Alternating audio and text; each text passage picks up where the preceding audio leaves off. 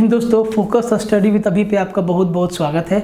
तो practice session आज हम लोग 6 देखने वाले हैं। 5 हो गया मतलब 100 सवाल आपका प्रैक्टिस हो गया मैथ में। ठीक है, 100 सवाल आपका प्रैक्टिस हो गया। अगर आपका एक भी सेशन मिस हुआ है तो सबका लिंक डिस्क्रिप्शन में दिया हुआ है, आप वहाँ से देख लीजिए। टेलीग्राम पे भी डाला हुआ है, टेलीग्राम का लिंक डिस्क्रिप्शन में दिया हुआ है, आप टेलीग्राम ज्वाइन कर लीजिए, वहाँ से आपको सब कुछ दिख जाएगा। ठीक है, तो अगर आप शुरुआत से नहीं देख रहे तो आप शुरुआत से देखिए, क्योंकि आपका पूरा का पूरा मैथ रिवीजन हो जाएगा। आपको एग्जाम में करना कैसे है ये चीज़ आपको समझ में आएगा। अब 20 क्वेश्चन में कितना क्वेश्चन बना पा रहे हैं ये चीज़ आपको समझ में आएगा, और इसी के बल पर आप जो है अपनी तैयारी को अंजाम देंगे। ठीक है, कंप्लीट। और आपको बार बार हम कहते हैं कि जिस भी चैप्टर में आपको दिक्कत है, आप कोई भी कोर्स में एनरोल है, आप उस चैप्टर में जाइए और उसके वीडियोस को देख डालिए, उसको समझने का कोशिश करिए कि कौन सा क्वेश्चन हमसे नहीं बन रहा है। ठीक है, तो अगर आप सुपर 50 बैच में एनरोल होना चाहते हैं तो आप हो सकते हैं सुपर 50 बैच में। आपका मैथ, रीजनिंग और जीके जीएस, कंप्यूटर साइंस सब है। ठीक है, 40 डेज टारगेट बैच में सिर्फ जीके जीएस, कंप्यूटर और साइंस है। ठीक है, मैथ प्लस रीजनिंग कंप्लीट आपका बैच है। मैथ प्लस रीजनिंग का ये नया बैच है, एडवांस हो गया, अर्थमेटिक इसमें चलेगा अब। ठीक है, अगर आप रेलवे के लिए लगे हैं तो भाई आपके लिए भी बैच है, और आगे आने वाले समय में एसएससी के लिए भी बैच आएगा बहुत जल्दी। सारा का सारा कोर्स फोकस स्टडी विद अभी ऐप पे है। ऐप का लिंक डिस्क्रिप्शन में भी है, आप प्ले स्टोर से भी ढूंढ सकते हैं और टेलीग्राम पे भी है। ठीक है, कहीं से भी आप इसको डाउनलोड कर सकते हैं। किसी भी तरीका का बैच लेना हो तो आप इस नंबर पे कांटेक्ट कर लीजिएगा। कोई भी डाउट हो, आपके मन में कुछ पूछना हो तो यहाँ पे आपका डाउट क्लियर हो जाएगा। और सेट 6 देखने से पहले आप एक बात समझ लीजिए कि आप पेन कॉपी लेके बैठिए, फ़ोन का क्वालिटी बढ़ा लीजिए, एकदम स्थिर से अकेले बैठिए और एक एक क्वेश्चन को लगाते जाना है। आपको ये समझना है कि हम 20 सवाल एग्ज़ाम में दे रहे हैं। 20 सवाल मैथ का एग्ज़ाम में मैथ के 20 सवाल को हम बनाने बैठे हैं, और देखिए आपसे कितना सवाल बनता है। और अपना स्कोर कमेंट में ज़रूर डालिएगा, कितना सही हुआ, कितना गलत हुआ। सही हुआ तो ठीक है, गलत हुआ तो वो गलत क्यों हुआ, कहाँ आपसे चूक हो रहा है। आप अपना कोर्स में जाइए, चैप्टर में जाइए और उसको रिवाइज कर डालिए। स्पीड बढ़ा के देखिए, बहुत लेंदी वीडियो नहीं है, छोटा छोटा वीडियो है सब। 22 मिनट, 25 मिनट, 26 मिनट, ऐसे 26 मिनट से कम ही है सब। सारा के सारा वीडियो, लगभग वीडियो का जो लेंथ है वो 20 मिनट से 30 मिनट का है। ठीक है, कुछ वीडियो का लेंथ 1 घंटा है, 1.5 घंटा है, अलग बात है, बट मैक्सिमम वीडियो का जो लेंथ है वो 22 मिनट, 23 मिनट, 24 मिनट। तो आप एकदम आराम से देख सकते हैं, और सब पार्ट बाय पार्ट बटा हुआ है। ठीक है, तो कंप्लीट लेक्चर देखना है। और जो भी लोग चैनल पे नए आ रहे हो, आप लोग ना शेयर कर दो, वीडियो को लाइक करो। देखो, लाइक ज़बरदस्ती वाली बात नहीं, पसंद अगर आ रहा है तो ठीक है, नहीं आ रहा है तो कोई दिक्कत नहीं। अगर आपको लगता है कि कुछ आप सलाह देना चाहते हैं तो कमेंट बॉक्स खुला है, आप उसमें लिख डालिए सर ये ऐसे भी किया जा सकता है। ठीक है, आप लोग बहुत जगह देखते हो, बहुत सारा यूट्यूब चैनल आप लोग देखते हैं, तो भाई सजेशन बहुत ज़रूरी है और वेलकम है आपके सजेशन का। ठीक है, तो कंप्लीट देखना है, शुरू से लेके आखिरी तक देखना है। ठीक, देखिए पहला सवाल। तो पहला सवाल है कि find the square root of, वर्गमूल निकालना है। तो भाई किसका वर्गमूल निकालना है, इसका वर्गमूल निकालना है। फटाफट आप लोग कमेंट में आंसर दीजिए कि ये इसका वर्गमूल क्या होगा। वर्गमूल निकालना है, इसका मतलब इसका 2 बराबर फैक्टर होगा। तो भाई 2 बराबर फैक्टर होगा, इसका मतलब या तो ये a प्लस बी का होल स्क्वायर होगा, या तो ये a माइनस बी का होल स्क्वायर होगा। अब ये किसका स्क्वायर होगा ये कौन बताएगा, आपको बार बार बताया भाई, 2ab वाला पार्ट बताएगा। ये 2ab वाला पार्ट है। अब देखो इसमें 2 तो हमको फॉर्मूला वाला दिख रहा है, a और b नहीं दिख रहा है। अब देखो दिखाते हैं कितना चालाकी से एग्जामिनर इसको सेट किया है। तो भाई यहाँ पे देखो xz है, yz है। यहाँ से अगर हम z कॉमन लेंगे तो क्या ये x plus y into z होगा, यही चीज़ है ये। अब अगर रूट के अंदर x plus y into z है तो क्या इनको अलग अलग लिख सकते हैं, x plus y into root z. बोले सर ठीक है। अब देखो दिख गया a वाला पार्ट और b वाला पार्ट, ये कुछ और नहीं a प्लस बी का होल स्क्वायर है, मतलब root under x plus Y का square plus root under Z का स्क्वायर है। मतलब आंसर ऑप्शन सी इसका क्या हो जाएगा भाई, सीधा उत्तर हो जाएगा। इसका स्क्वायर करो यही चीज आएगा। मतलब इसको हम क्या लिख सकते हैं, इसको हम लिख सकते हैं root under x plus y plus z का होल स्क्वायर, और इसके ऊपर रूट लगा है तभी ना वर्गमूल निकलेगा, और रूट से स्क्वायर कट जाएगा, ये आपका उत्तर हो जाएगा सीधा सीधा। तो जब देखो इसमें ना दो तरीका का सवाल आता है, एक तो नंबर वाला, नंबर के साथ रूट मिला के देता है, एक आता है वेरिएबल वाला। तो भाई वेरिएबल वाला सवाल हो चाहे नंबर वाला सवाल हो, 2ab को पकड़ने का कोशिश करना है। 2 तो मेरा फॉर्मूला वाला हो जाता है, a और b को पकड़ लीजिए और ऑप्शन से छांट दीजिए। बड़ा ही सिंपल से फॉर्मूला से है, आप चाहे तो फॉर्मूला लगा लीजिए, चाहे तो आप इसको सोच के बनाइए। देखिए जो इस टाइप का सवाल होता है कि ए क्यू प्लस बी क्यू का वैल्यू दिया हुआ है या ए स्क्वायर प्लस बी स्क्वायर का वैल्यू दिया हुआ है और दो इक्वेशन में आपका वैल्यू दिया है और कुछ आपको निकालना है, तो अगर आप वैल्यू सोच सकते हैं एट द टाइम तो सोचिएगा, नहीं तो सीधा फॉर्मूला लगा देना है, सीधा फॉर्मूला लगा देना है। ठीक है, तो भाई मेरे इस सवाल को ध्यान से देखो, ए क्यू प्लस बी क्यू बराबर 35 है और ए प्लस बी का वैल्यू जो है वो 5 दिया है। फटाफट आप लोग बताइए कि इसका उत्तर क्या होगा। और देखो घबराने की आवश्यकता नहीं है, आप लोग ना धीरे धीरे रिस्पांस देना कम कर देते हैं, इसका मतलब ये तो नहीं कि आप लोग धीरे धीरे प्रैक्टिस में कमज़ोर हो जाते हैं, बिल्कुल वो उस बात पे आपको फोकस नहीं करना है, आपको एक एक चीज़ को समझते जाना है।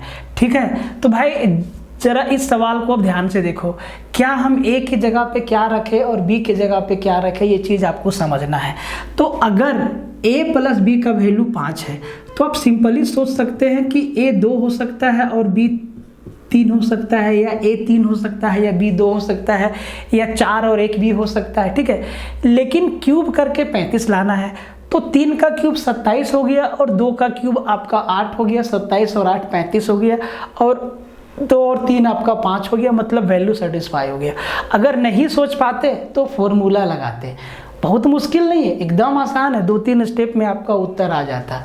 ठीक है, अगर नहीं सोच पाते तो ठीक है। अच्छा, कैमरा में थोड़ा सा हमको समस्या दिख रहा है, तो इमेज हो सकता है कि थोड़ा बहुत आगे पीछे हो रहा होगा, उसको मैनेज कर लीजिएगा। क्वेश्चन देखिए और आंसर दीजिए। ठीक है, तो भाई 1/a प्लस 1/b, तो भाई इसको हम क्या लिखेंगे, इसको हम लिखेंगे b plus a upon ab, यही लिखेंगे ना। अब b 3 है, a हमारा 2 है, 5 और 3 दूना 6, 5/6। देखिए 5/6 और 6/5 एग्जामिनर दोनों दिया है, ऐसा ना कि गड़बड़ हो जाए। ठीक है, इस सवाल को कैसे बनाएंगे, बहुत हैवी गर्मी है, एकदम ज़बरदस्त वाला गर्मी है। ठीक है, कहता है कि किसी विद्यालय में सभी कर्मचारियों की औसत आय 10,000 है। ठीक है, 20 अध्यापकों की औसत आय 12,000 है। ठीक है, तथा जो अध्यापक नहीं है, मतलब नॉन टीचिंग स्टाफ जो है, उनकी औसत आय 5,000 है। तो कह रहा है कि कितने स्टाफ टीचर नहीं है, नॉन टीचिंग स्टाफ कितना है, कैसे बनाएंगे। तो आपका जवाब होगा सर कि इस सवाल को ना एलिगेशन मेथड से आसानी से बनाया जा सकता है। देखिए सबका एवरेज वेतन 12,000 है, दूसरा कलर लेते हैं। ठीक है, सबका एवरेज वेतन कितना है, 10,000 है। ठीक है, टीचर का एवरेज वेतन 12,000 है। ठीक है, और जो टीचर नहीं है उनका एवरेज वेतन 5,000 है, और सबका एवरेज वेतन कितना है सर, 10,000 है। घटा दीजिए, इधर आ गया 5,000 और इधर आ गया आपका 2,000। ये है non teaching staff, non teaching staff, और ये है टीचिंग स्टाफ। ठीक है, रेशियो लगा लीजिए, 3 0 से 3 0 गया, 5:2।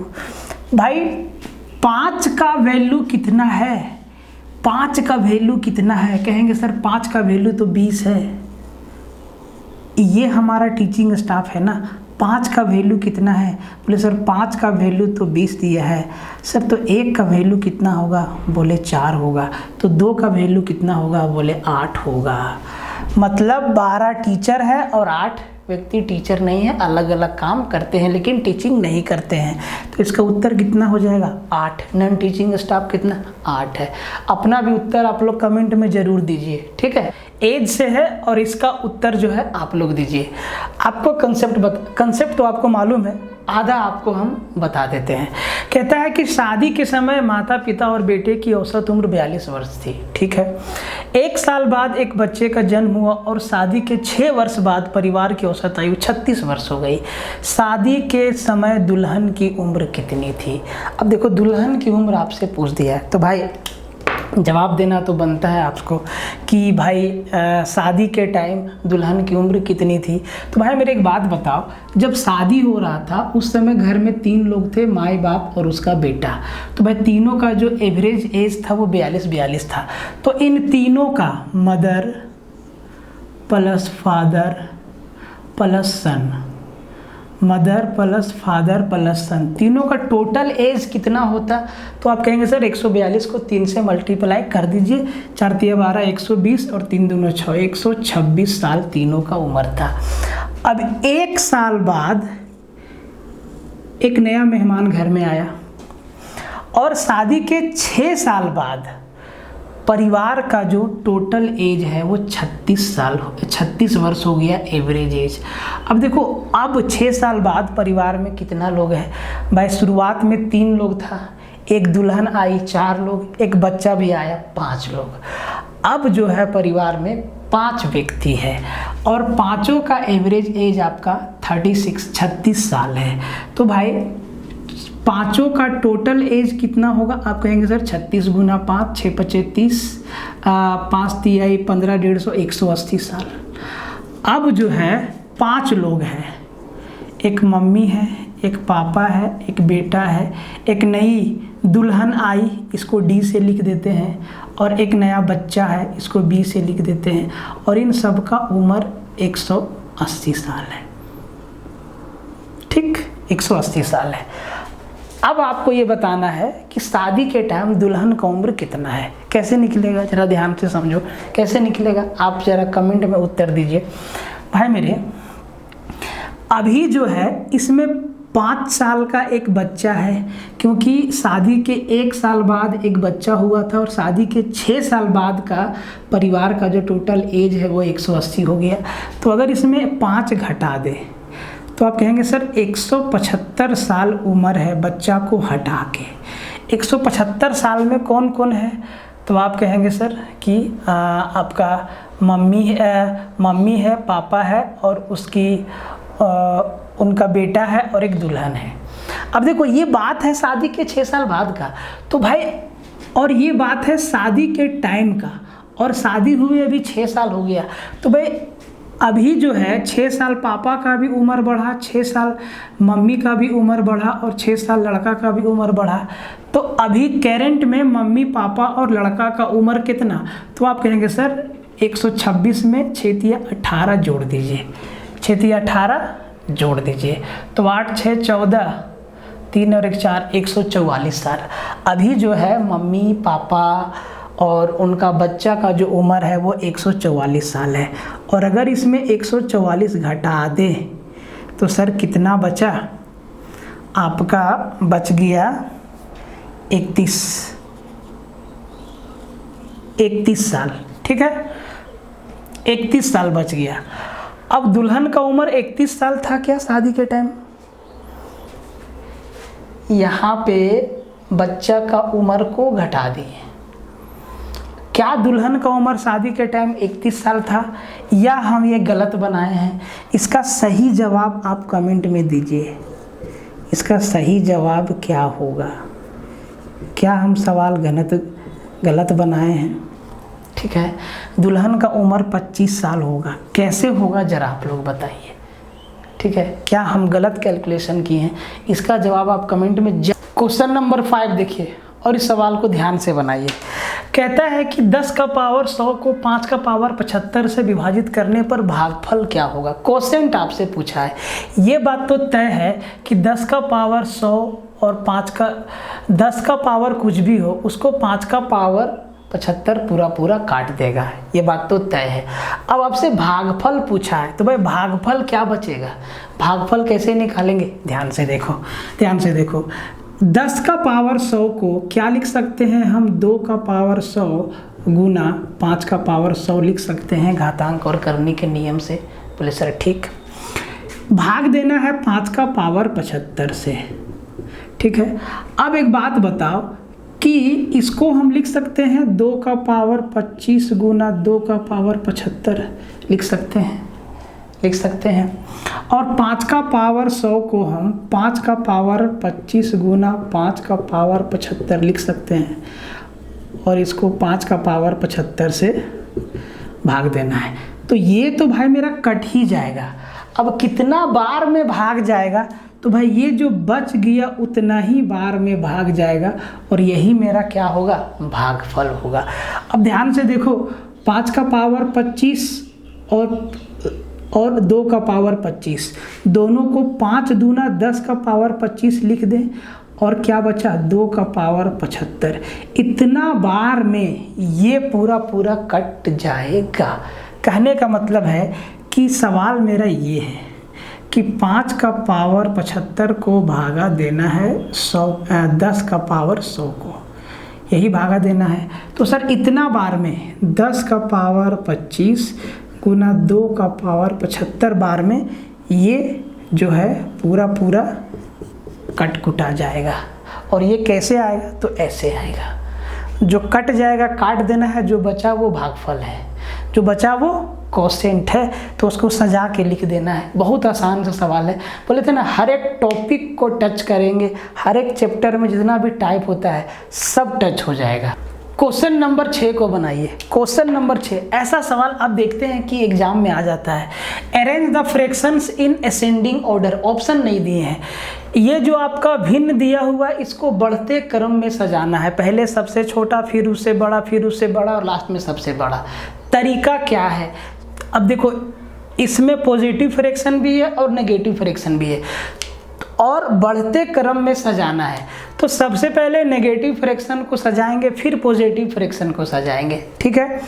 अब देखो -2/9 और -7/8 में सबसे छोटा कौन, तो इसका तरीका क्या है कि क्रॉस मल्टीप्लाई, ये हो जाएगा 8 दूना 16 और ये 9 सते 63। एक बात बताइए, -16 बड़ा है कि -63 बड़ा है, तो आप कहेंगे सर -16 बड़ा है कि -63 बड़ा है, तो भाई -16 बड़ा है, मतलब सबसे छोटा कौन है, -63।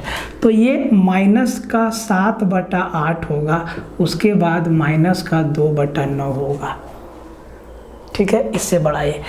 अब देखो इन दोनों में 4/3 है भाई, इसका वैल्यू तो 1 पॉइंट समथिंग आएगा, लेकिन 5/12 को का वैल्यू 0 पॉइंट समथिंग आएगा, मतलब 5/12 होगा और फिर 4/3 होगा, और यही आपका क्या होगा, उत्तर होगा।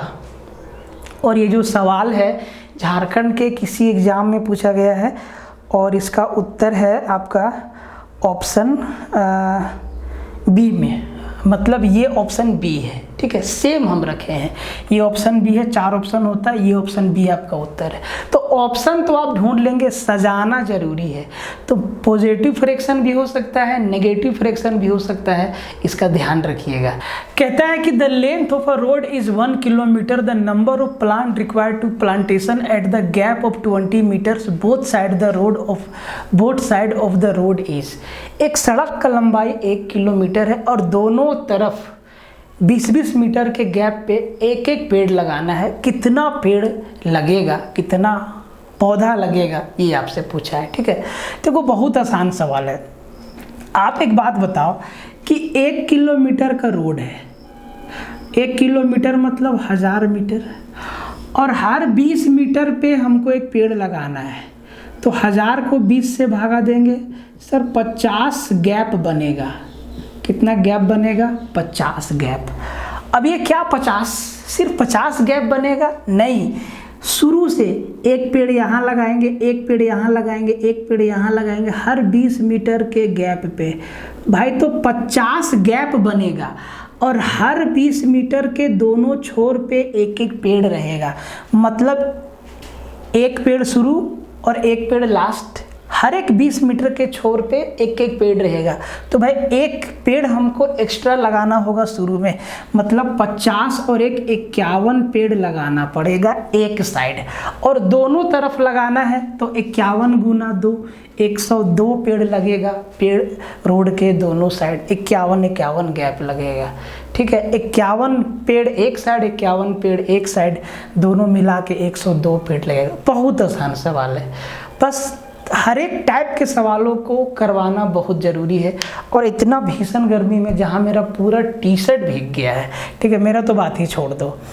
और आप लोग वीडियो को शेयर मारने में बहुत कंजूसी कर रहे हो भाई, बहुत ज़्यादा। क्वेश्चन नंबर 8 बार वाले सवाल है, रेकरिंग वाले सवाल है। आपको क्या बोले, हर एक टॉपिक से आपका रिवीजन होगा, कहीं से भी सवाल आएगा आप उसको बना पाएंगे, ठीक है। तो कहता है कि द वैल्यू, बड़ा ही सिंपल सा सवाल लिया मैंने, 0.2 पे बार प्लस 0.3 पे बार प्लस 0.32 पे बार। अब इसको सॉल्व करने का तरीका 2-3 तरीका है। या तो आप इसको सबको एक बार सबके ऊपर से रेकरिंग को हटा के 5-6 डिजिट तक लिख के सबको एक साथ जोड़ दीजिए, या तो रेकरिंग का मतलब अगर 1 डिजिट पे है तो उसका मतलब 1/9 होता है, ऐसे लिख दीजिए। इसको आप ऐसे लिख दीजिए, ये हो जाएगा आपका 2/9 प्लस ये हो जाएगा आपका 3/9 प्लस ये हो जाएगा 32/99, और सबका एलसीएम ले लीजिए, 99 आ जाएगा एलसीएम।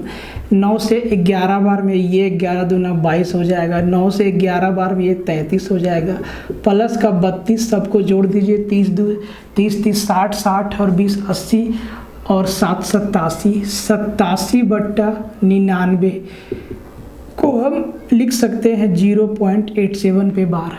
या तो आप ऐसे देख लीजिए, या आप इसको ऐसे लिख लीजिए 0.222। बार का मतलब क्या है कि कोई नंबर जो रिपीट हो रहा है, नंबर या नंबर का ग्रुप, इसको क्या लिख लेंगे 0.3333, 6 7 8 डिजिट तक लिख लीजिए, ठीक है। कितना लिखे, 1 2 3 4 5 6 7 8, ठीक है। ये क्या होगा 0.323232 और जोड़ना स्टार्ट करिए, जोड़िए इसको, कितना हो जाएगा 3 2 5 5 और 2 7, 3 3 6 और 2 8, 3 2 5 और 2 7। देखिए ये आपको पैटर्न मिलता चला जाएगा, ध्यान से देखिए क्या मिला 0.87878787। तो इसको हम क्या लिख सकते हैं 0.87 पे बार लगा के रोक दिए, और ये अपना उत्तर है। दोनों तरीका है, जैसे आप चाहें उत्तर दे सकते हैं। कि the speed of a stream is 3 km/h and the speed of a man in still water is 5 km/h। The time taken by the man to swim 26 km downstream. नाव धारा का बहुत आसान सा सवाल है, हम चाहे तो मुश्किल सवाल भी आपके सामने रख सकते हैं, लेकिन भाई जिस तरीके का पैटर्न हम अभी तक ऑब्जर्व किए हैं उसी तरीके का सवाल आपके सामने हम ला रहे हैं। और ऐसा नहीं है कि इससे मुश्किल सवाल आएगा तो आप नहीं बना पाएंगे। कोर्स में आपको बहुत पढ़ाए हैं और बहुत अच्छे से पढ़ाने का कोशिश किए हैं। एक बार ध्यान से देखिए इस सवाल को कैसे बनेगा। तो भाई धारा का गति 3 km/h है और व्यक्ति का जो स्पीड है वो 5 km/h है, और वो धारा की दिशा में मतलब धारा के साथ 26 किलोमीटर जाना चाहता है। कितना किलोमीटर? 26 किलोमीटर। तो जब वो धारा के साथ जाएगा तो व्यक्ति का स्पीड कितना हो जाएगा फाइनली 5 किलोमीटर। इसका खुद का स्पीड है 5 km/h और धारा साथ देगी 3 km/h से, तो व्यक्ति का स्पीड हो जाएगा 8 km/h और समय बराबर होता है दूरी बटा चाल। 26/8 मतलब 8, ये होगा 8 तिहाई 24, 8 तिहाई 24 और 2 26/4 मतलब ऑप्शन हम गलत लिखते क्या है 8 तिहाई 24 और 2 26/4। यहाँ तो 3.5 घंटा आ रहा है। 5 और 3 8 26 किलोमीटर ही जाना है ना व्यक्ति को, ठीक है। अच्छा सॉरी यहाँ 8 आएगा ना, तो ये हो जाएगा 3 सही 1/4 आवर। मतलब देसी भाषा में 3.25 घंटा लगेगा इसको 26 किलोमीटर धारा के चैप्टर के हर एक टॉपिक से सवाल बताएंगे। कहता है कि 4000 और 5000 के बीच ऐसी संख्या कौन सी है जो 12, 18, 21 और 32 से विभाजित है। 12 से 18 से 21 से और 32 से, 12 से 18 से 21 से और 32 से, और वो संख्या होना चाहिए 4000 और 5000 के बीच में। ऐसा नहीं कि 4000 और 5000 के बीच में 4500, मतलब इन दोनों के बीच में है, कहीं वो नंबर आएगा। वो कौन सा नंबर है, कैसे निकालेंगे भाई? सीधा इसका एलसीएम निकाल दो। 12, 18, 21, 32, वो पहला कौन सा नंबर होगा जो 12 से 18 से 21 से और 32 से कट जाएगा? वो होगा इनका एलसीएम, वो होगा इनका एलसीएम, लिस्ट कॉमन मल्टीपल। वो पहला नंबर होगा जो 12 से भी जाएगा, 18 से भी जाएगा, 21 से भी जाएगा और 32 से भी जाएगा एक साथ। अब देखो इसका एलसीएम निकालने का कई तरीका है आपके पास। कैसे आप निकालेंगे? तो भाई इसका एलसीएम क्या हो जाएगा?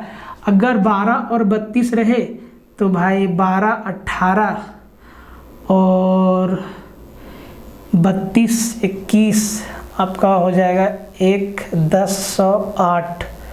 1008 से का डबल 2016 अगर मेरा कैलकुलेशन सही है तो 2016, 12 से भी मतलब इसमें देखो 18 में 9 भी है ना भाई, और 32 में 4 भी है, यहाँ पे 7 भी है, यहाँ पे 3 और 4 भी है, तो ये नंबर 9 से 6 2, हाँ ठीक है, बिल्कुल ठीक है।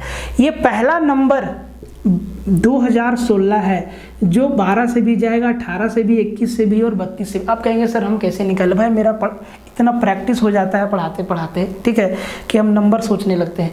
आपका भी प्रैक्टिस हो जाएगा। और एक सवाल आएगा, अगर नहीं बन रहा है तो भाई ये वाला मेथड तो अपने पास है ही ना, 12, 18, 21 और 32, ये वाला मेथड अपने पास है ही, क्योंकि ये चारों कोई एक कॉमन नंबर से भाग नहीं जा रहा है तो उसमें थोड़ा सा दिक्कत आएगा, तो इसी मेथड से आप निकाल लीजिएगा, ठीक है। तो 2016 बोला कि वो नंबर ना 4000 और 5000 के बीच में होना चाहिए। अब इसका टेबल पढ़ना शुरू कर दो। 2016 का 2 गुना 4032 का 3 गुना 6048, ऐसे टेबल पढ़ते जाओ। तो भाई बोला है कि 4000 और 5000 के बीच में, तो यही एक नंबर आएगा ना, 4032 किधर गया? अच्छा ये हम नहीं लिखे ना, 4032 that is option number C आपका उत्तर हो जाएगा। अगर पूछता कि 6000 और 7000 के बीच में तो ये हो जाता। कुछ भी पूछ सकता है आपसे, बहुत ही आसान तरीका है, ठीक। What is the area of the dark sector of the figure? ये जो सर्कल दिया हुआ है और इसमें जो प्लस प्लस का साइन आपको दिख रहा है, इस वृत्त खंड का क्षेत्रफल आपसे पूछा है। ये जो आपका त्रिज्या खंड है उसका क्षेत्रफल आपसे पूछा है। तो अगर आपके पास त्रिज्या खंड है तो भाई त्रिज्या खंड का क्षेत्रफल का फॉर्मूला क्या होता है? θ/360 डिग्री गुना πr²। देखो भाई सीधा फॉर्मूला लगाओ, कहानी खत्म करो, दिमाग मत लगाओ कि इसका ये ट्रिक होगा। आना सवाल 20 है, ठीक है, कहाँ से कौन सवाल आएगा कोई नहीं जानता है। एक हम लोग एक्सपेक्टेड पैटर्न पे प्रैक्टिस कर रहे हैं, ठीक है।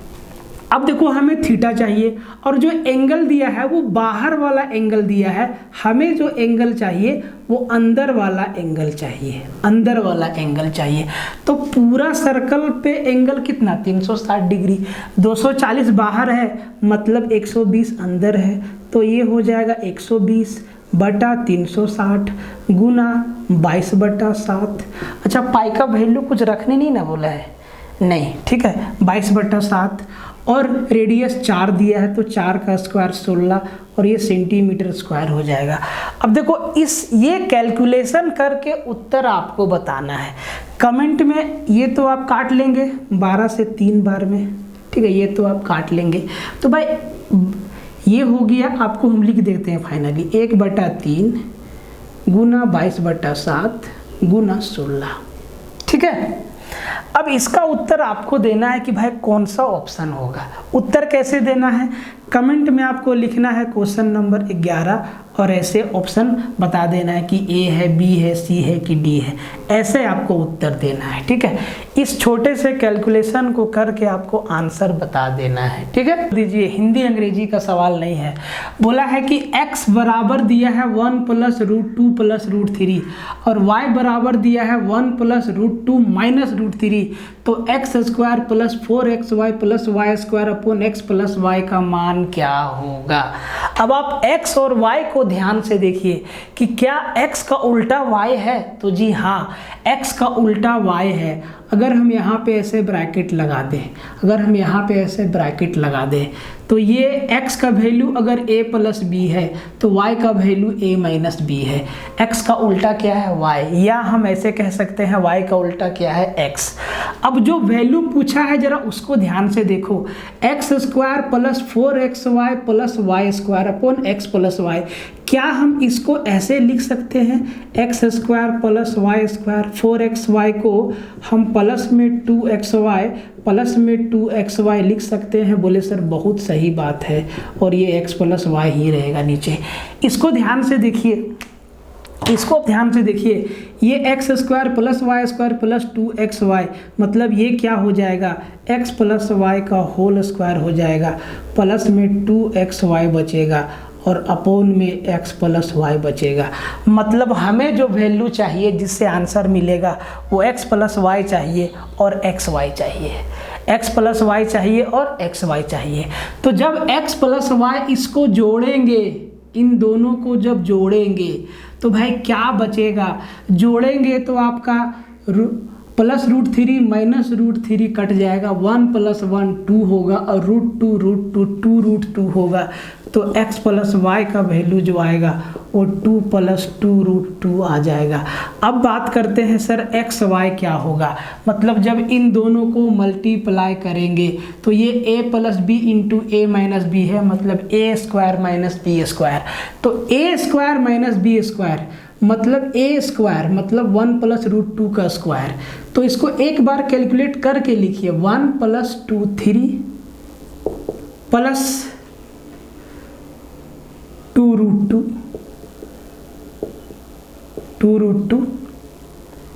2ab और फिर -b² मतलब -3 और ये प्लस माइनस कट जाएगा, x y क्या आया, 2 √2 आया। अब यहाँ पे प्यार से बैठा के और उत्तर फेंक दीजिए भाई मेरे। तो x + y क्या है, 2 + √2। अब देखो इसका स्क्वायर फिर से लगाना होगा, तो भाई करके लिखो ना, 2 + 2 √2 का स्क्वायर, तो a² 2 का स्क्वायर 4 प्लस b² 2 √2 का स्क्वायर, तो 2 का स्क्वायर 4 4 दूना 8 8 और 4 12 लिखेंगे, प्लस 2ab मतलब 2 दूना 4 और 4 2 दूना 2ab ना, तो 2 दूना 4 दूना 8 8 √2 प्लस 2xy, xy का वैल्यू क्या है, 2 √2 है, तो 2 दूना 4 √2 और नीचे क्या हो जाएगा, x + y 2 + 2 √2।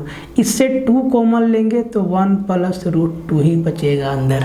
अब देखो 12 प्लस 8 और 4 12, ये फिर से हो गया 12 + 12 √2 अपॉन 2 + 2 × 1 + √2। बस समझाने के लिए इतना स्टेप कर रहे, नहीं तो सवाल खत्म हो गया आपका। ठीक है, यहाँ से 12 कॉमन लेंगे तो 1 + √2 अंदर बचेगा, यहाँ से नीचे भी 1 + √2 नीचे, तो ये नीचे ऊपर कट जाएगा, 2 से काटेंगे 6 बार में, किधर गया, डी ऑप्शन आपका उत्तर हो गया। बहुत अच्छा सवाल था, बहुत अच्छा सवाल था। कहें तो अभी तक थोड़ा सा ढंग का सवाल हम आपको यही बताए हैं जिसमें कंसेप्ट लगेगा, बाकी सारा का सारा सवाल आपको हवा बताए हैं। और ऐसा नहीं कि बेकार है, भाई उसी टाइप का सवाल पूछा जा रहा है। मत समझना कि x का वैल्यू रख देंगे और उत्तर लगा देंगे, मुश्किल हो जाएगा। ठीक है, सीधा सीधा फॉर्मूला पे सवाल है। हिंदी में समझाते क्या है, कहता है कि यदि x एक रेशनल नंबर है, परिमेय संख्या है, तो x के अंश और हर का जोड़ ज्ञात करें, योग ज्ञात करें। x के अंश और हर का योग आपसे पूछा है, जहां x x प्लस 1 का क्यूब माइनस x माइनस 1 का क्यूब अपॉन x प्लस 1 का स्क्वायर माइनस x माइनस 1 का स्क्वायर बराबर 2 है। ठीक है, अब सोचिए कि ये सवाल कैसे होगा। ध्यान से देखो, सबसे पहले ऊपर या तो नीचे सॉल्व कर लो। ठीक है, तो देखो सबसे आसान नीचे है, नीचे को हम क्या देख सकते हैं, A square minus B square, A square minus B square क्या होता है, A plus B into A minus B, मतलब ये हो जाएगा X plus 1 plus X minus 1 into A minus B, X plus 1 minus, तो अंदर का साइन चेंज हो जाएगा x प्लस 1, यही होगा।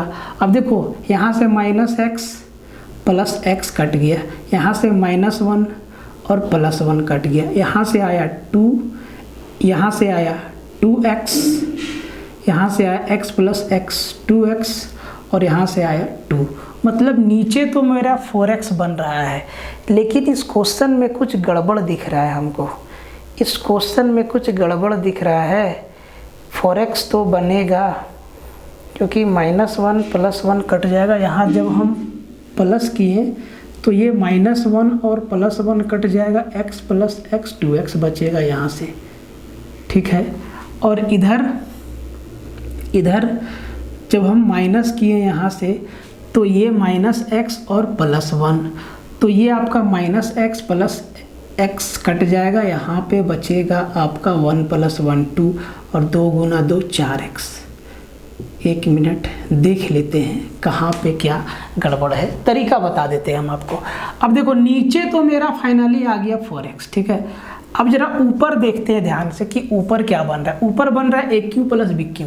क्या होता है A cube plus B cube, कौन सा फॉर्मूला लगाएंगे, A cube plus B cube. भाई मेरे बहुत अच्छा सवाल है, A minus B, A cube minus B cube है ना, तो A minus B into A square plus B square plus A B, यही फॉर्मूला होता है। ठीक है, ए माइनस बी, जब ए माइनस बी करेंगे तो भाई इन दोनों को घटाएंगे, मतलब x plus 1 minus x plus 1, ये हो जाएगा। अब ए स्क्वायर प्लस बी स्क्वायर, जब इसका स्क्वायर करेंगे तो ये हो जाएगा एक्स स्क्वायर प्लस 1 प्लस में 2x प्लस में बी स्क्वायर, मतलब इसका स्क्वायर करेंगे मतलब a माइनस बी का स्क्वायर, तो ये हो जाएगा एक्स स्क्वायर प्लस 1 माइनस का 2x, ध्यान दो प्लस ए बी, मतलब इन दोनों का गुना, ए बी मतलब x plus 1 into x minus 1, तो ये क्या हो जाएगा एक्स स्क्वायर माइनस 1, यही होगा कि नहीं होगा। अब देखो ध्यान से, बहुत अच्छा सवाल है, -2 2x और प्लस का 2x आपका उड़ गया। ठीक है, अब देखो एक्स स्क्वायर 3x स्क्वायर, और इधर क्या है माइनस एक्स प्लस एक्स उड़ गया, इधर बचा 2 और अंदर क्या बचा 3x स्क्वायर और एक्स स्क्वायर 3x स्क्वायर, और ये सर -1 और प्लस 1 उड़ गया तो प्लस 1 बचा यहाँ पे, बट्टा नीचे क्या बचा, नीचे है 4x, तो 2 इंटू 2x लिख देते हैं और बराबर में क्या है 2 है, ये 2 से 2 कट गया। ठीक है ना, अब देखो अब जरा इसको क्रॉस मल्टीप्लाई कर दो, टाइम लेगा ये सवाल, टाइम लेगा सवाल। ठीक है, टाइम लेगा। ठीक है, एक बार x का वैल्यू भी रख के देखेंगे। ठीक है, तो ये आपका हो जाएगा 4x 3x स्क्वायर प्लस 1 बराबर 4x को इधर ले आएंगे तो 3x स्क्वायर माइनस का 4x प्लस का 1 बराबर 0। अब ये क्वाड्रेटिक इक्वेशन बन गया। देखो ध्यान से ज़रा समझो भाई, सब सवाल एकदम आसान नहीं आएगा, कुछ सवाल कैलकुलेटिव भी आएगा, कुछ सवाल एकदम मुश्किल भी आएगा। ठीक है, तो इसका फैक्टर गुणनखंड करना पड़ेगा। इसको लिख देते हैं 3x, 4x को लिख देते हैं माइनस का 3x माइनस का x प्लस का 1 बराबर 0। यहाँ से 3x कॉमन लेंगे तो x माइनस 1 बचेगा, यहाँ से -1 कॉमन लेंगे x माइनस 1 बचेगा बराबर 0। इसका एक फैक्टर आया x माइनस 1 और एक फैक्टर आया 3x माइनस 1 बराबर 0। x का 2 वैल्यू आएगा, एक आएगा x बराबर 1 और दूसरा आएगा x बराबर 1/3। अब देखो x बराबर 1 का मतलब है 1/1, तो जब 1/1 है ऐसे समझा के लिख देते हैं। x बराबर 1 का मतलब है 1/1 और ये x बराबर 1/3 है। दो वैल्यू आया, समझिए बहुत अच्छा सवाल है। तो x के न्यूमरेटर और डिनोमिनेटर, अंश और हर का योग पूछा है, सम पूछा है। तो यहाँ से कितना आएगा, 3 और 1 4, यहाँ से कितना आएगा 1 और 1 2। देखो ऑप्शन में कौन सा है, 2 नहीं है 4 है, तो आपका उत्तर ऑप्शन नंबर बी आ जाएगा। ऐसे ही मेरा पसीना नहीं उतरते रहता है वीडियो में, ठीक है। सवाल आप देख लीजिए, ठीक है। सवाल बहुत अच्छा सवाल है और मुश्किल नहीं है, एकदम आसान सवाल है। कैलकुलेशन आपको आंख के सामने दिखेगा। अब अगर इसमें आप x का वैल्यू 1 रख दे तो क्या ये सेटिस्फाई होता है, x का वैल्यू 1 रख देंगे तो सेटिस्फाई होगा। देखो x का वैल्यू 1 रखेंगे तब भी सेटिस्फाई होगा, क्योंकि x का एक वैल्यू 1 आया है ना यहाँ पे। तो यहाँ से हो जाएगा 1 + 1 2 और 2 का क्यूब 8 हो जाएगा, ये तो 0 हो जाएगा, ये भी 0 हो जाएगा। और यहाँ पे x + 1 + 1 2, 2 का स्क्वायर 4 और 8 को 4 से भागा देंगे 2 आ जाएगा। लेकिन क्या है ना कि जो हम लोग सेटिस्फाई करवाते हैं वो चीज़ ऑप्शन में दिया ही नहीं है, ये 2 तो दिया ही नहीं है। 1 रखेंगे तो ये 1/1 ठीक है, तो इसका उत्तर 2 होता तो मज़ा आ जाता। अब जो सेटिस्फाई हम लोग जल्दी से करवा लेते हैं, x बराबर 1 रख के 2 रख के 3 रख के, वो तो नहीं दिया है। 1/3 दिया, 1/3 से भी ये सेटिस्फाई हो जाएगा, ठीक है। 1/3 वाला दिया है तो 1/3 अब कौन सोचे। अब तरीका क्या बचा, बेसिक से जा, टॉपिक से सवाल, हर एक चैप्टर से सवाल। आप हल्के में मत लीजिएगा, ऐसा नहीं कि हाथ से लिखा हुआ है। भाई इस कंटेंट को बनाने के लिए मेरा पसीना छूट रहा है और जब तक 20 सेट कंप्लीट नहीं होगा तब तक इसी तरीक़ा से पसीना मेरा चलते रहेगा, चाहे मौसम ठंड का हो चाहे मौसम गर्मी का हो। अभी वैसे भी बहुत गर्मी है, ठीक है। फाइंड द वैल्यू ऑफ, मान ज्ञात करना है, एकदम बहुत आसान सवाल है। इसका मान ज्ञात करना है, लिख देते हैं मान ज्ञात करें, ठीक है। मान ज्ञात करें, एकदम सिंपल सवाल। 2 गुना 3 का पावर n + 4 माइनस 9 गुना 3 का पावर n को भाग लगाना है 3 का पावर n + 2 से। सवाल देखते हैं आप समझ गए कि सर सवाल घातांक और करने का है, बहुत अच्छी बात है। अब जरा इसको सिंप्लीफाई करो, 2 गुना 3 का पावर n + 4 को कुछ नहीं कर सकते हैं, लेकिन 9 को हम 3 का पावर 2 लिख सकते हैं। 9 को हम क्या लिख सकते हैं, 3 का पावर 2 गुना 3 का पावर क्या है, n है। बेस सेम है तो पावर जुड़ जाएगा, 3 का पावर n + 2 हो जाएगा, 3 का पावर n + 2 हो जाएगा, ठीक है। बट्टा में क्या है, 3 का पावर n + 2। अब देखो ध्यान से भाई मेरे, इस यहाँ से हम कुछ कॉमन ले सकते हैं, तो सर ले सकते हैं 3 का पावर n + 2 कॉमन ले सकते हैं। अंदर बचेगा 2 गुना, बच जाएगा 3 का पावर 2 और माइनस में 1, और नीचे क्या बचेगा 3 का पावर n + 2। और ये तो कटना ही था क्योंकि n का वैल्यू नहीं पूछा है, तो ये बात कंफर्म था कि ये 3 का पावर n + 2 कटेगा ऊपर नीचे से। होशियार आदमी सिर्फ इसी को कैलकुलेट करता। तो 3 तिहाई 9, 9 दूना 18, 18 में 1 गया 17। इस सवाल का उत्तर है ऑप्शन डी। उत्तर तो आप लोग को कमेंट बॉक्स में एकदम धड़ल्ले से देना चाहिए, पता नहीं आप लोग क्यों नहीं देते हैं, क्या दिक्कत है, क्या कमी है, ये आज तक हमको समझ में नहीं आया और अभी तक भी समझ में नहीं आया। जबकि हम आप लोग को बोलते रहते हैं कि अगर कुछ कमी है तो आप लोग बोलिए कि सर यहाँ पे दिक्कत है, यहाँ पे आपको नहीं आता है, ऐसे नहीं पढ़ाया जाता है। भाई बोलो तो हम एक एक सवाल को ढूंढते रहते हैं, आपके कमेंट का वेट रहता है कि कौन क्या लिख रहा है, ज़रा देखें हम भाई क्या दिक्कत है, समझ जाइए अभी भी वक्त है। ये पूछ देता है सवाल में, निम्नलिखित में से सबसे बड़ा नंबर कौन है, सबसे बड़ी संख्या कौन सी है, ये आपसे पूछ दिया है। भाई मेरे 3 का पावर 50, 4 का पावर 40, 5 का पावर 30, 6 का पावर 20, बड़ा आसान सा नंबर लिए हैं और इनका पावर भी बहुत आसान है। कैसे बनाएंगे, 2 तरीका है, या तो इनसे सेम पावर कॉमन ले लो, जैसे कि 10, 10, 10 सब में है, तो भाई हम इसको लिख सकते हैं 3 का पावर 5 का पावर 10, 4 का पावर 4 का पावर 10, 5 का पावर 3 का पावर 10, 6 का पावर 2 का पावर 10, ठीक है। ऐसे लिख लिए। अब ध्यान से देखो, 3 का पावर 5 सबका पावर कॉमन हो गया, ठीक है। अब 3 का पावर 5 मतलब 243, 4 का पावर 4 मतलब 4 चौके 16, 16 गुना 16 256। आंसर इसका आप कमेंट करिए, ठीक है। 5 का पावर 3 125 और 6 का पावर 2 36। अब आप खुद देख लीजिए कि सबसे बड़ी संख्या कौन है और कमेंट में लिखिए। पैरेललोग्राम से, समांतर चतुर्भुज से कहता है कि किसी समांतर चतुर्भुज की आसन भुजाएं 15 सेंटीमीटर और 18 सेंटीमीटर है यदि छोटी भुजाओं के बीच की दूरी 12 सेंटीमीटर है। If the distance between two smaller sides is 12 centimetre then the distance between two bigger side is what, ये आपसे पूछा है। तो भाई पैरेललोग्राम में होता क्या है, तो सर आमने सामने का भुजा समांतर भी होता है और बराबर भी होता है।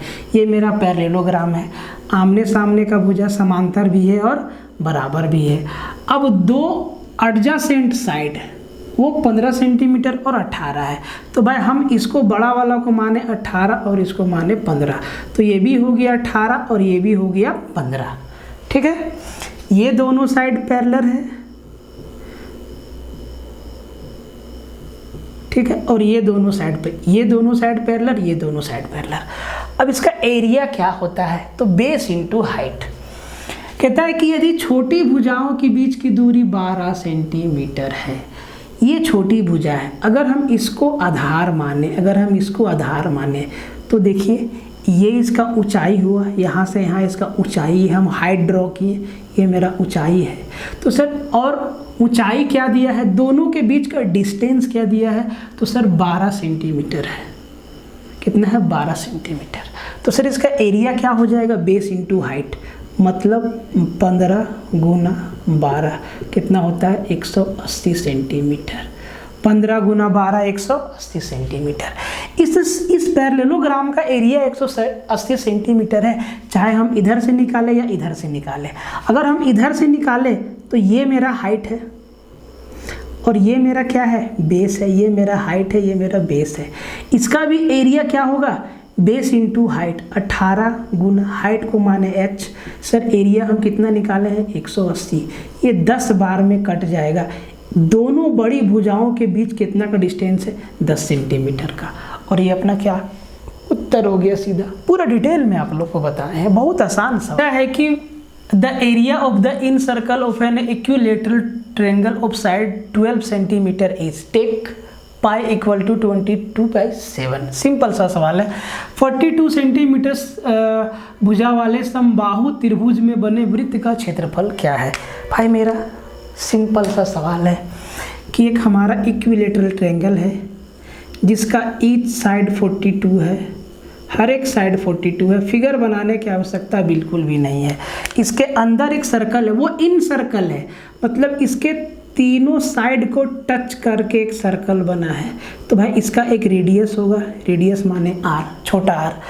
तो हम सर्कल का एरिया तभी बता पाएंगे जब हमें रेडियस मालूम होगा। और ये अगर साइड दिया हुआ है तो भाई रेडियस, अगर हम ईच साइड को a माने, मेरा साइड कितना a यूनिट है, तो इसका रेडियस क्या होता है, a/2√3, a/2√3। और a मेरा क्या है, इक्विलेटरल ट्रायंगल का साइड, जो कि कितना दिया है, 42 दिया है। तो अपॉन 2√3 सेंटीमीटर, मतलब ये हो जाएगा 21/√3 सेंटीमीटर। रेडियस मिल गया। अब इसका एरिया आप आसानी से निकाल लेंगे। एरिया क्या होता है, सर्कल का πr²। पाई का वैल्यू 22/7, r² मतलब 21/√3 गुना 21/√3। √3 इंटू √3 3, 3 से काटेंगे 7 बार में, 7 से 7 गया।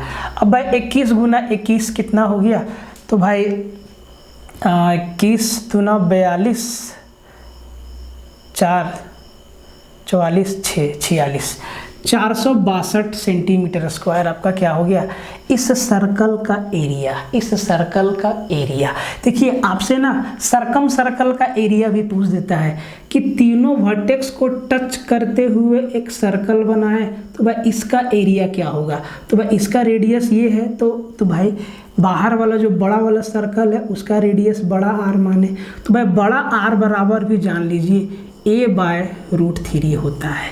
ए यहाँ पे क्या है, इक्विलैटरल ट्रायंगल का साइड, इसको भी जान लीजिए। ठीक है, कहता है कि द वैल्यू ऑफ, मान ज्ञात करें, लिख देते हैं हिंदी में भी, मान ज्ञात करें। ठीक है, इसका मान ज्ञात करना है। 1/√2 sin π/6 इंटू, ये सब इंटू में है, cos π/4 minus cot π/3 into sec π/6 plus 5 tan π/4 upon 12 sin π/2। इसका उत्तर आपको बताना है। अब यहाँ पे पाई के लिए रखना क्या होगा, तो सर 180 डिग्री रखना होगा, तो ये आ जाएगा 1/√2। और एक बार में वैल्यू लिखते जाएंगे तो बहुत आराम होगा और जल्दी होगा। आपको समझाने के लिए हम एक बार डिग्री लिखते रहे। ठीक है, तो sin π/6, 180 को 6 से भागा देंगे तो sin 30। हम sin 30 का वैल्यू डायरेक्ट 1/2 लिख सकते हैं। ठीक है, तो ये आ जाएगा sin 30 डिग्री इंटू कोस π/4, 180 को 4 से भागा देंगे 45। कोस 45 का वैल्यू सीधा 1/√2 लिखना चाहिए आपको, कोस 45 माइनस कोट π/6 3, 180 को 3 से भागा देंगे 60, मतलब ये आ गया कोट 60 डिग्री इंटू सेक π/6, मतलब 6 3 18 सेक 30 डिग्री। तो सीधा आपको वैल्यू लिखना होगा प्लस में ऑप्शन देख लीजिए, 1 है, 0 है, 12√3 है और 4 है, तो इसको तो हम हटा देते हैं। ठीक है, अपॉन 5 10 π/4 मतलब 10/45। ये सवाल है, सवाल ये है एक्चुअल में, अपॉन 12 sin π/2 मतलब 180 को 2 से भागा देंगे sin 90, और sin 90 कितना होता है 1 होता है। तो आप ना एक बार इसका वैल्यू लिखिए सबका, ऐसे भी सवाल आता है और ऐसे भी आता है, दोनों फॉर्मेट में आता है, इस फॉर्मेट में भी और इस फॉर्मेट में भी, दोनों ही फॉर्मेट में सवाल आता है। इसीलिए इस सवाल को चूज करने का मकसद ये है। तो भाई अगर वैल्यू वाला है तो सीधा वैल्यू लिखिए, और पाई वाला है तब भी सीधा वैल्यू लिखिए। अब ये सवाल तब तक नहीं बनेगा जब तक सबका वैल्यू आपको याद नहीं होगा। अब देखिए 1/√2 sin 30 degree 1/2 into cos 45 degree 1/√2 minus cot 60 degree, भाई 10 का उल्टा होता है, तो cot 60 degree 1/√3 into sec 30 degree, तो ये हो जाएगा 2/√3 माइनस ये हो जाएगा 5/12। अब इसको सॉल्व कर लीजिए, √2 इंटू √2 और 2 दूना 4, 1/4 माइनस √3 ये 2/3 प्लस 5/12 हो गया। सब का एलसीएम कितना आया सर 12 आया। 4 से 3 बार में, 3 से 4 बार में, और ये आपका हो तो सॉरी यहाँ 8 हो जाएगा ना, 3 चौके 12, 4 दूना 8। ठीक है, और प्लस में 5, तो सर -5 कट गया, 0 इसका उत्तर हो गया। और क्या 0 वाला ऑप्शन इसका। तो ऐसे आपको इस स्टेप को लिखना था, इसको लिखना था क्वेश्चन के बाद, तब मजा आता है। ऑप्शन का सवाल है, यहाँ पे sin थीटा बराबर 5/13 दिया हुआ है, और ये cot प्लस 10 का वैल्यू रूट में पूछा है। तो भाई साइन किसका रेशियो बताता है, परपेंडिकुलर और हाइपोटेनस क्या है 5 और 13 है, तो बेस कितना होगा, ट्रिपलेट से 12 हो जाएगा। अब यहाँ पे आपको वैल्यू रख देना है, कोट क्या होता है और 10 क्या होता है। तो आप इसको सॉल्व भी कर सकते हैं और बिना सॉल्व किए।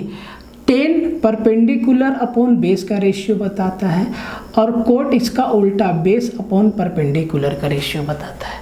ठीक है, तो इस सवाल को आप बना लेंगे, ये होगा B/P मतलब 12/5 अपॉन P/B मतलब 5/12। अब देखो LCM कितना हो जाएगा, तो सर 60 हो जाएगा, और 5 से 12 बार में 144 प्लस 25, और इस पर रूट लगा है, ध्यान दीजिएगा, 169/60 मतलब 13/√60। इसको आप सोल्व कर लीजिएगा √60 को, ठीक है। अब सर क्वेश्चन नंबर 20 क्या है, क्वेश्चन नंबर 20 क्या है, क्वेश्चन नंबर 20 क्या है, ठीक है। क्वेश्चन नंबर 20 आपका क्या कहता है, the value of sine 65 degree Jharkhand SI में आया है, ठीक है। ऐसा सवाल 3 4 5 6 सवाल हमको दिखा, ऐसा simple sine 65 degree upon cos 25 degree का वैल्यू क्या होगा। देखो 65 और 25 को जोड़ो 90 होता है, तो हम इसको या तो हम इसको साइन 65 अपॉन साइन 65 लिख सकते हैं, या इसको कोस 25 अपॉन कोस 25 लिख सकते हैं। ये कट के आपका उत्तर 1 देता है हमेशा, ठीक है। तो भाई अथक प्रयास के साथ, मेहनत के साथ ये सेट आपका कंप्लीट हुआ 20 सवालों का। बाकी क्वेश्चन को शेयर करने की जिम्मेवारी आपकी है कि आप इस जिम्मेवारी को कैसे लेते हैं, शेयर करते हैं कि नहीं करते हैं।